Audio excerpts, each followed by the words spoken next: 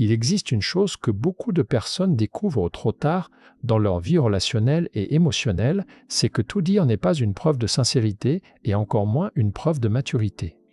Pendant longtemps, on nous a fait croire que parler de tout, livrer sans filtre, exposer chaque pensée et chaque émotion était une forme de courage. En réalité, cette exposition permanente cache souvent autre chose, une difficulté à poser des limites, une peur du silence, parfois même une recherche inconsciente de validation. Quand tu racontes tout ce qui se passe dans ta vie, tu ne partages pas seulement des faits, tu livres aussi ton espace intérieur et cet espace mérite d'être protégé. Dans les échanges humains, le silence n'est pas un vide, c'est un choix. Ne pas tout dire, ce n'est pas mentir, c'est sélectionner. C'est comprendre que certaines expériences ont besoin de temps pour être digérées avant d'être racontées, et que d'autres n'ont même pas besoin d'être racontées du tout. Beaucoup de souffrances naissent du fait de parler trop tôt, trop vite, à des personnes qui n'ont ni la capacité ni l'intention d'accueillir ce que tu confies. À ce moment-là, la parole ne libère pas, elle fragilise. On observe souvent que plus une personne traverse une période de confusion, plus elle ressent le besoin de se raconter, comme si mettre des mots partout permettait de combler un manque intérieur.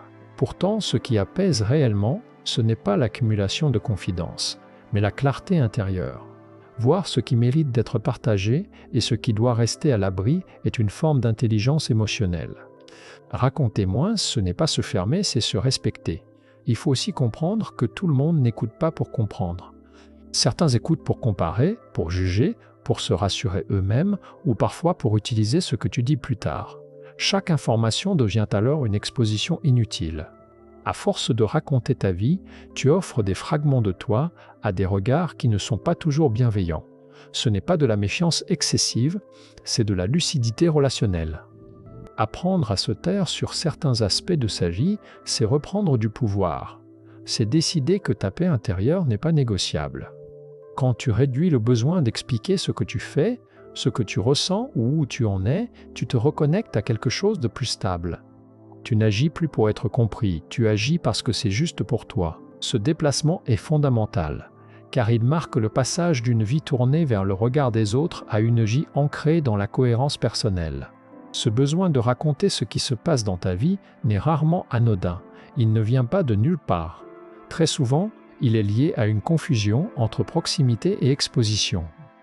On pense que plus on dit, plus on crée du lien, mais en réalité, le lien profond ne se construit pas sur la quantité d'informations partagées, il se construit sur la qualité de la présence.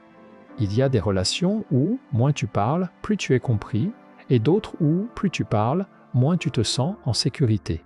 Beaucoup de personnes confondent transparence et vulnérabilité maîtrisée. Être transparent en permanence peut devenir une forme d'abandon de soi. Chaque détail, livré sans discernement, enlève un peu de solidité intérieure. Car, à force de raconter, tu te mets inconsciemment en position d'attente. Attente d'un avis, d'un conseil, d'une approbation ou parfois même d'une contradiction. Ton équilibre dépend alors du retour extérieur et non plus de ta propre boussole intérieure. Il est important de comprendre que certaines expériences ont besoin de silence pour se structurer. Quand tu racontes trop vite ce que tu vis, tu interromps souvent ce processus naturel d'intégration, tu transformes une expérience encore fragile en récit public, et ce récit, une fois exposé, n'est plus vraiment à toi. Il est interprété, commenté, parfois minimisé ou déformé. Ce qui aurait pu devenir une source de clarté intérieure se transforme alors en confusion supplémentaire. Le silence, dans ce contexte, n'est pas une fermeture émotionnelle. C'est une maturation. Il permet de distinguer ce qui relève de l'émotion passagère et ce qui touche quelque chose de plus profond. Tout ne mérite pas d'être raconté au moment où c'est ressenti. Certaines choses doivent d'abord être comprises, digérées, parfois même transformées, avant de pouvoir être partagées si elles doivent l'être un jour. On remarque aussi que raconter constamment sa vie peut devenir une manière d'éviter l'introspection. Par ces paroles, on occupe l'espace que le silence pourrait utiliser pour révéler des vérités inconfortables. Rester seul avec ses pensées sans les projeter immédiatement vers l'extérieur demande du courage. Mais c'est précisément dans cet espace que se construit une stabilité émotionnelle durable. Celui qui sait se taire n'est pas celui qui fuit, mais celui qui écoute ce qui se passe à l'intérieur avant de chercher une oreille à l'extérieur. Apprendre à se taire, c'est aussi apprendre à mieux choisir à qui l'on en parle. Toutes les relations ne donnent pas droit à l'intimité. Toutes les oreilles ne sont pas prêtes à recevoir ce qui est fragile. Poser cette distinction n'est ni de l'arrogance, ni de la froideur. C'est une forme de respect envers soi-même. Plus tu sélectionnes, plus ta parole gagne en poids. Moins tu parles, plus ce que tu dis devient essentiel. Avec le temps, on réalise que raconter sa vie peut devenir un réflexe presque automatique dès qu'un événement survient. Qu'il soit agréable ou difficile, l'envie de le partager apparaît immédiatement, comme si l'expérience n'existait pleinement qu'une fois validée par le regard extérieur. Pourtant, cette habitude affaiblit progressivement le rapport à soi. Plus tu racontes, plus tu déplaces le centre de gravité de ta vie vers l'extérieur, tu te mets à vivre en partie pour être raconté, expliqué, compris, au lieu de simplement vivre. Il y a aussi une illusion très répandue, celle de croire que parler soulage toujours. En réalité, parler soulage seulement lorsque la personne en face est capable d'écouter sans juger, sans comparer, sans projeter ses propres peurs. Sinon, la parole devient un fardeau supplémentaire. Tu te retrouves à apporter non seulement ce que tu lis, mais aussi les réactions, les interprétations et parfois même les maladresses de ceux à qui tu t'es confié. Et ce qui devait alléger finit par alourdir. On sous-estime souvent l'impact psychologique de cette surexposition. Chaque fois que tu racontes une difficulté, tu la fixes dans un récit, tu lui donnes une forme définitive alors qu'elle est encore en mouvement. Certaines situations ont besoin de rester floues un temps, car ce flou permet l'évolution. Raconter trop tôt, c'est figer une histoire qui aurait pu se transformer autrement, le silence laisse de l'espace au changement. Il est également essentiel de comprendre que tout le monde n'a pas accès à ton intimité émotionnelle. Ce n'est pas une question de mérite moral, mais de capacité relationnelle. Certaines personnes ne savent pas contenir ce que tu leur confies. Elles le répètent, le banalisent ou l'utilisent pour se positionner. Apprendre à se taire, c'est reconnaître cette réalité sans amertume. Ce n'est pas fermer son cœur, c'est le protéger. Quand tu réduis volontairement ce que tu racontes, quelque chose change dans ta posture intérieure. Tu deviens moins dépendant du regard des autres. Tu commences à ressentir une forme de stabilité nouvelle. Tes choix n'ont plus besoin d'être justifiés. Tes doutes n'ont plus besoin d'être exposés pour exister. Tu développes une relation plus directe avec toi-même et cette relation devient une source de sécurité plus fiable que n'importe quelle validation extérieure. Ce silence choisi crée aussi un effet paradoxal. Quand tu parles moins, tu observes davantage, tu vois qui s'intéresse vraiment à toi et qui s'intéressait surtout au récit que tu faisais. Cette distinction est parfois inconfortable, mais elle est profondément révélatrice. Elle te permet de faire le tri, non pas dans l'urgence, mais avec lucidité. Et peu à peu, tes relations deviennent plus simples, plus sincères, parce qu'elles ne reposent plus sur une exposition constante, mais sur une présence authentique. Il y a un moment charnière où l'on comprend que se raconter moi n'est pas une perte, mais un gain de clarté, d'énergie et de liberté intérieure. À force de verbaliser chaque détail de sa vie, on finit par se disperser. On cherche des réponses à l'extérieur, alors que les bonnes questions se trouvent déjà à l'intérieur. Réduire la parole, c'est recentrer l'attention, c'est arrêter de demander au monde ce que l'on peut d'abord s'offrir à soi-même. Beaucoup découvrent cela. Alors, une chose essentielle, la dignité émotionnelle ne fait pas de bruit. Elle ne s'explique pas, elle se ressent. Quand tu cesses de justifier tes choix, de détailler tes blessures ou de défendre ton parcours, tu envoies un message silencieux mais puissant, ta valeur ne dépend pas de l'approbation. Cette posture transforme la relation que tu entretiens avec les autres, mais surtout celle que tu entretiens avec toi.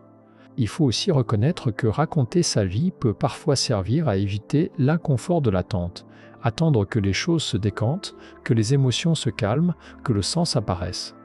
Parler devient alors une manière de remplir le vide. Pourtant, c'est précisément dans ce vide que quelque chose d'essentiel se construit.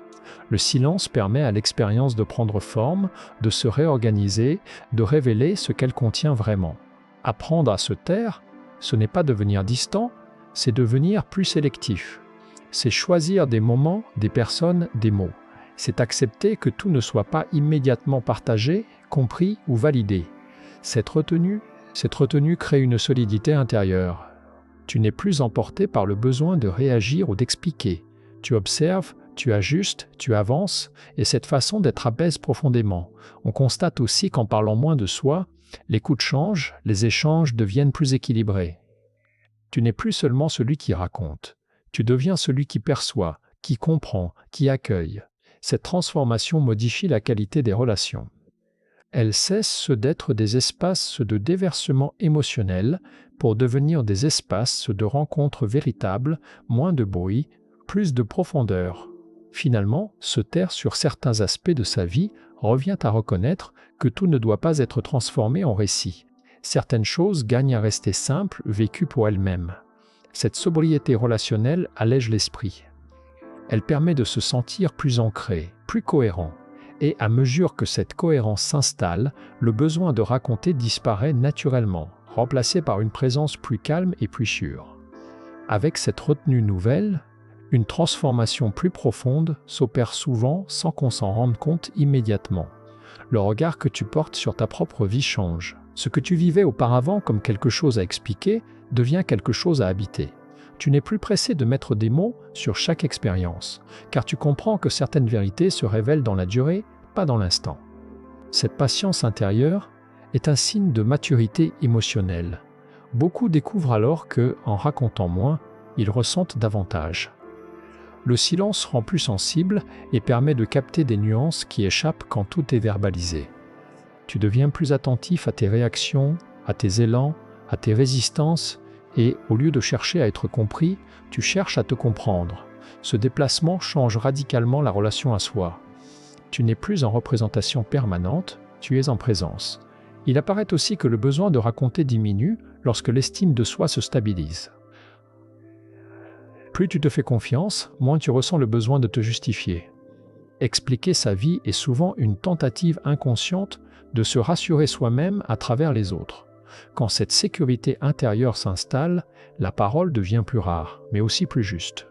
Tu ne parles plus pour remplir un vide, tu parles quand cela a du sens. Ce silence choisi agit également comme un filtre naturel, certaines personnes s'éloignent, d'autres se rapprochent. Celles qui avaient besoin de ton exposition pour exister dans la relation perdent de l'intérêt. Celles qui apprécient ta présence pour ce qu'elle est restent. Ce tri ne demande aucun effort volontaire. Il se fait de lui-même, simplement parce que tu ne nourris plus les dynamiques superficielles. Tu laisses s'émerger ce qui est aligné. On réalise alors que raconter moins, c'est aussi récupérer une énergie considérable. L'énergie utilisée pour expliquer, justifier, répéter devient disponible pour vivre, créer, ressentir. Cette économie intérieure apporte une sensation de légèreté. Tu n'as plus la pression d'être constamment observé ou évalué. Tu avances à ton rythme sans avoir à rendre de compte à chaque étape. Finalement, cette posture installe une paix discrète mais solide. Tu sais ce que tu vis et cela suffit. Tu n'as plus besoin de transformer chaque moment en histoire partageable. Ta vie retrouve une forme de simplicité. Et dans cette simplicité, tu découvres une liberté nouvelle, celle d'exister pleinement sans te raconter sans cesse. À mesure que cette façon d'être s'installe, une autre compréhension apparaît, plus subtile mais essentielle. Ne pas tout raconter, ce n'est pas seulement une question de protection, c'est aussi une question de timing. Certaines choses doivent être vécues entièrement avant d'être partagées. Quand tu parles trop tôt, tu cherches parfois à donner un sens à ce qui n'est pas encore clair. Accepter de ne pas savoir immédiatement, laisser mûrir, c'est une forme de sagesse. On remarque aussi que beaucoup de conflits intérieurs viennent du fait d'avoir trop parlé au mauvais moment. Une parole donnée sous l'émotion crée souvent des attentes, des malentendus ou des interprétations inutiles. Ensuite, il faut expliquer, rectifier, justifier. Le silence, lui, évite ces détours. Il laisse la situation évoluer sans l'enfermer dans des récits figés. Ce qui devait se résoudre naturellement ne se complique pas dans les relations proches. Cette retenue change profondément la dynamique. Quand tu racontes moins, tu observes mieux. Tu vois si l'autre est réellement présent ou simplement curieux. Tu perçois si l'écoute est authentique ou superficielle. Cette lucidité protège de nombreuses déceptions, elle évite de confondre intérêt passager et véritable engagement relationnel. Le silence devient alors un outil d'observation, pas une fuite. Il y a aussi un effet intérieur très fort. En parlant moins de toi, tu renforces ton autonomie émotionnelle. Tu n'as plus besoin de t'appuyer constamment sur l'extérieur pour réguler ce que tu ressens. Tu développes une capacité à traverser les émotions sans les disperser. Cette compétence est précieuse, car elle te rend moins dépendant des réactions des autres et plus stable face aux aléas de la vie. Beaucoup découvrent à ce stade que le silence n'est pas vide, mais plein de présence, plein de discernement, plein de cohérence. Il crée une distance saine entre toi et le bruit du monde. Tu n'es plus obligé de réagir à tout, ni de commenter chaque événement. Tu choisis ce qui mérite ton énergie. Cette sélection consciente allège profondément le mental. Progressivement, raconter moins devient naturel. Ce n'est plus un effort, ni une règle rigide, mais une conséquence d'un rapport plus apaisé à soi-même. Tu n'as plus besoin d'exister à travers le récit de ta vie, tu existes par ta manière d'être, par ta constance, par la qualité de ta présence. Et cela, sans bruit, se ressent bien plus que n'importe quelle explication. À ce stade, une évidence s'impose. Lorsque tu n'éprouves plus le besoin de raconter ta vie, tu cesses aussi de chercher à la défendre. Tu n'es plus en lutte permanente pour expliquer tes choix, justifier tes silences ou légitimer ton rythme. Cette posture apaise profondément, car elle te libère d'un poids invisible mais constant, celui de vouloir être compris à tout prix. Tu comprends ? La véritable compréhension ne se réclame pas, elle se manifeste naturellement quand elle est possible. On observe aussi que cette retenue crée une forme de respect implicite autour de toi. Les autres perçoivent que ton espace intérieur est précieux, non pas parce que tu l'imposes, mais parce que tu le préserves. Et ce respect ne vient pas de la distance, mais de la cohérence. Tu dis moins, mais ce que tu fais est aligné. Cette cohérence inspire davantage que n'importe quel récit détaillé. Il devient alors évident que raconter moins n'appauvrit pas les relations authentiques. Au contraire, cela les épure. L'échange gagne en qualité, ils ne sont plus saturés de détails inutiles ou de justifications constantes. Ils reposent sur l'essentiel, sur la présence, sur l'écoute, sur la réciprocité. Les relations superficielles se dissolvent d'elles-mêmes, tandis que les liens sincères se renforcent sans effort. À l'intérieur, quelque chose se stabilise durablement, tu n'as plus l'impression de courir après un soulagement immédiat par la parole. Tu acceptes les moments d'incertitude sans les transformer aussitôt en discours. Cette capacité à rester avec ce qui est, sans l'exposer ni le fuir, renforce une sécurité intérieure profonde. Tu sais que tu peux te contenir, te comprendre et avancer sans t'éparpiller. Il apparaît aussi que cette manière d'être redonne toute sa place au silence partagé. Il y a des silences qui rapprochent plus que 1000 mots, où l'on se sent vu, sans être analysé, compris, sans être interrogé. Simplement en racontant moins. Tu ouvres la porte à ce type de présence rare, une présence simple, stable, sans tension, et cette qualité relationnelle devient précieuse dans un monde saturé de paroles. Finalement, cette transformation mène à une conclusion simple mais puissante. Arrêter de raconter ce qui se passe dans ta vie n'est pas un retrait du monde. C'est un retour vers toi, un retour vers une façon plus juste de vivre, où la parole retrouve sa valeur, parce qu'elle n'est plus utilisée pour combler un manque. Tu parles quand cela éclaire, tu te tais quand cela protège. Et dans cet équilibre, ta vie gagne en densité, en liberté et en paix intérieure. Arrêter de raconter ce qui se passe dans ta vie revient, au fond, à faire un choix simple mais exigeant, celui de te faire confiance, de reconnaître que tout n'a pas besoin d'être confirmé, validé ou expliqué pour exister. Lorsque tu intègres cela, ta relation au monde change subtilement. Tu n'es plus en demande constante de reconnaissance, tu n'es plus suspendu aux réactions. Tu avances avec une stabilité nouvelle parce que tu sais où tu en es, même quand personne d'autre ne le sait. Cette posture apporte une forme de liberté intérieure que beaucoup cherchent sans la nommer, la liberté de vivre sans commenter chaque étape, la liberté de traverser des phases de doute, de transition ou de transformation sans les exposer prématurément. Ce silence n'est pas un retrait, c'est un espace où tu peux ajuster, comprendre et parfois changer de direction, sans avoir à te justifier. Et cet espace devient protecteur. On se rend aussi compte que, lorsque tu racontes moins, tu observes mieux la vie telle qu'elle est. Les situations se révèlent avec plus de clarté. Les relations montrent leur vraie nature. Ceux qui restent présents, sans besoin d'explications constantes, sont souvent ceux avec qui le lien est le plus sain. Ceux qui disparaissent, quand tu te racontes moins et que tu te concentres davantage sur la personne, ne sont pas ceux qu'il faut garder. Cette prise de conscience, bien que parfois déstabilisante, est profondément libératrice. Progressivement, la parole retrouve sa juste place. Elle n'est plus utilisée pour apaiser une insécurité, mais pour partager un sens. Tu parles quand tu choisis, pas quand tu ressens une urgence. Ce changement modifie la qualité de ta voix, de ta présence, de tes relations. Tu n'es plus dans la réaction mais dans l'intention. Et cette intention rend chaque mot plus juste, plus posé, plus sincère. Il y a aussi une forme de repos qui s'installe, celui de ne plus avoir à se raconter pour se sentir légitime. Tu peux être en chemin sans en faire un récit. Tu peux traverser des expériences intenses sans les transformer en explications immédiates. Cette sobriété émotionnelle allège l'esprit et renforce l'estime de soi. Tu sais que ta valeur ne dépend pas de ce que tu dis, mais de la façon dont tu gis. Au final, apprendre à se taire sur certains aspects de sa vie, c'est accepter que tout ne soit pas partagé, mais que tout soit vécu pleinement. C'est comprendre que la paix intérieure ne vient pas de l'exposition, mais de la cohérence. Quand tu gis aligné, le besoin de raconter disparaît de lui-même. Et dans ce silence choisi, tu découvres une force tranquille, une présence stable, une manière d'être qui n'a plus besoin de se prouver. C'est là que quelque chose se pose, et c'est souvent là que commence une vie plus saine, plus libre et plus juste.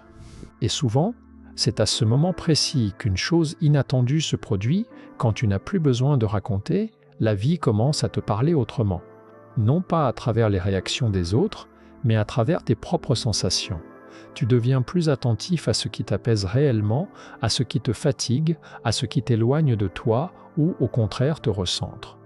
Cette écoute intérieure devient un repère plus fiable que n'importe quel conseil extérieur. En cessant de transformer chaque expérience en récit, tu te rends compte que beaucoup de tensions disparaissent d'elles-mêmes. Il y a moins de malentendus, moins d'attentes implicites, moins de déceptions liées à des interprétations. Tu n'as plus besoin de revenir sur ce que tu as dit, de corriger ce que l'autre a compris ou de défendre une version de toi-même.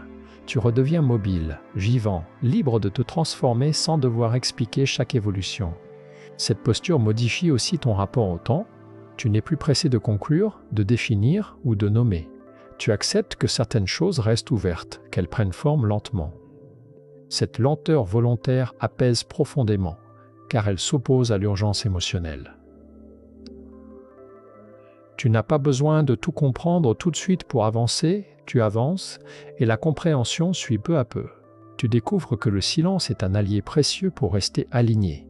Il te protège des projections, des comparaisons et des attentes inutiles. Il te permet de rester fidèle à ce que tu ressens vraiment, même quand cela ne correspond pas à ce que l'on attend de toi. Cette fidélité à toi-même devient une source de solidité intérieure. Tu n'as plus besoin d'être approuvé pour te sentir légitime. Il y a alors une confiance tranquille qui s'installe. Tu sais que ce qui doit être partagé le sera au bon moment, avec les bonnes personnes, et que ce qui doit rester en toi, il restera sans te peser. Cette confiance transforme la parole en un acte conscient, non en un réflexe. Tu parles quand cela crée du lien, tu te tais quand cela protège. Finalement, cette continuité entre silence et parole redonne du sens à la manière dont tu te relis au monde. Tu n'es plus dans l'exposition, tu es dans la présence, tu n'es plus dans la justification, mais dans la cohérence. Et cette cohérence, même sans mots, se ressent. Elle attire des relations plus justes, des échanges plus simples, une vie moins bruyante, plus vraie. Dans cet espace-là, tu n'as plus rien à prouver, seulement à vivre. Et c'est précisément dans cette manière plus sobre de vivre que beaucoup découvrent une forme de maturité qu'ils n'avaient jamais vraiment connue, une maturité qui ne cherche pas à impressionner, ni à convaincre, ni à séduire par le récit. Elle se manifeste autrement dans la constance, dans la simplicité, dans la capacité à rester stable, même quand l'extérieur devient instable. Quand tu n'as plus besoin de raconter, tu n'as plus besoin de prouver. Et cette absence de démonstration devient paradoxalement très puissante. Tu remarques alors que certaines inquiétudes disparaissent, que l'angoisse d'être mal compris s'atténue, la peur d'être oublié, de perdre ton emprise. Tu comprends que ta valeur ne dépend pas de ta visibilité émotionnelle. Elle dépend de la façon dont tu te respectes quand personne ne regarde. Cette compréhension change profondément la relation que tu entretiens avec toi-même. Tu te traites avec plus de douceur, mais aussi avec plus de fermeté. Il y a aussi une responsabilité personnelle qui s'installe, celle de prendre en charge ce que tu ressens sans chercher à déléguer ton apaisement aux autres. Tu acceptes que certaines émotions doivent être traversées, non commentées, que certains choix doivent être assumés, non expliqués. Cette autonomie émotionnelle est exigeante, mais elle rend libre. Elle te sort de la dépendance affective au regard extérieur. Progressivement, tu fais l'expérience d'un calme plus profond, pas un calme euphorique, mais un calme stable, celui qui vient quand tu sais que tu peux compter sur toi, même dans le doute, même quand tu ne t'abandonnes pas. Ce calme change ta manière de parler. Quand tu choisis de parler, tes mots deviennent plus posés, plus rares, mais aussi plus justes. Ils ne cherchent plus à convaincre, ils expriment. Et c'est souvent à ce moment-là que les relations se transforment encore, certaines deviennent plus vraies, plus simples, plus respectueuses. D'autres s'éloignent définitivement, non par conflit, mais par manque de résonance. Tu comprends alors que ce n'est pas une perte, mais un ajustement naturel. Ta vie relationnelle s'aligne progressivement avec ta manière d'être intérieure. Au fond, arrêter de raconter ce qui se passe dans ta vie, c'est accepter que ta vie n'est pas un discours, c'est une expérience. Elle se gît avant de se dire, et parfois elle n'a même pas besoin d'être dite pour avoir de la valeur. Quand tu intègres cela, tu avances plus léger. Tu n'attends plus que l'extérieur te confirme ce que tu sais déjà au fond. Tu gis simplement, et cette simplicité devient une force silencieuse qui te porte sans bruit. Mais, au terme de ce chemin, quelque chose s'éclaire avec évidence, ta vie n'a jamais eu besoin d'être racontée pour être valable. Elle a seulement besoin d'être vécue avec justesse. Lorsque tu arrêtes de tout dire, tu cesses aussi de te disperser. Tu récupères ton centre. Tu comprends que la parole est un outil, pas une obligation, qu'elle sert à relier quand elle est choisie et qu'elle peut blesser quand elle est utilisée pour combler un vide intérieur. Ce que beaucoup appellent distance devient alors discernement. Tu ne te retires pas des autres, tu te rapproches de toi, tu n'éteins pas le lien, tu le rends plus vrai. En parlant moins, tu écoutes mieux. En expliquant moins, tu ressens davantage. Cette présence plus dense transforme ton rapport au monde. Tu n'es plus happé par le besoin d'être vu, reconnu ou compris à chaque instant. Tu sais que ton existence ne dépend pas de l'écho qu'elle produit. Il y a une grande paix à accepter que certaines choses restent silencieuses, non pas par peur, mais par respect. Respect pour ton rythme, pour tes processus intérieurs, pour ce qui est encore en devenir. Tout n'a pas besoin d'être partagé pour être réel. Certaines transformations se font dans l'ombre et c'est précisément cela qui les rend solides. Ceux qui grandissent sans bruit résistent mieux au temps. À partir de là, ta parole change naturellement, elle devient plus incarnée, plus alignée. Tu ne parles plus pour te rassurer, ni pour être validé. Tu parles quand cela a du sens, quand cela éclaire, quand cela relie vraiment. Et quand tu te tais, ce n'est plus un manque, c'est une présence pleine, une présence qui n'a plus besoin de se défendre. Finalement, arrêter de raconter ce qui se passe dans ta vie, c'est faire un choix de fidélité à toi-même, refuser de transformer ton intimité en exposition permanente. C'est comprendre que ta valeur ne se mesure ni au nombre de confidences, ni à l'attention reçue. Elle se mesure à la cohérence entre ce que tu gis, ce que tu ressens et ce que tu respectes en toi. Et dans cet espace silencieux mais vivant, quelque chose se stabilise, tu avances sans te justifier, tu choisis sans te défendre. Tu existes sans te raconter, et cette manière d'être calme et ancré devient le socle d'une vie plus libre, plus digne et profondément plus paisible.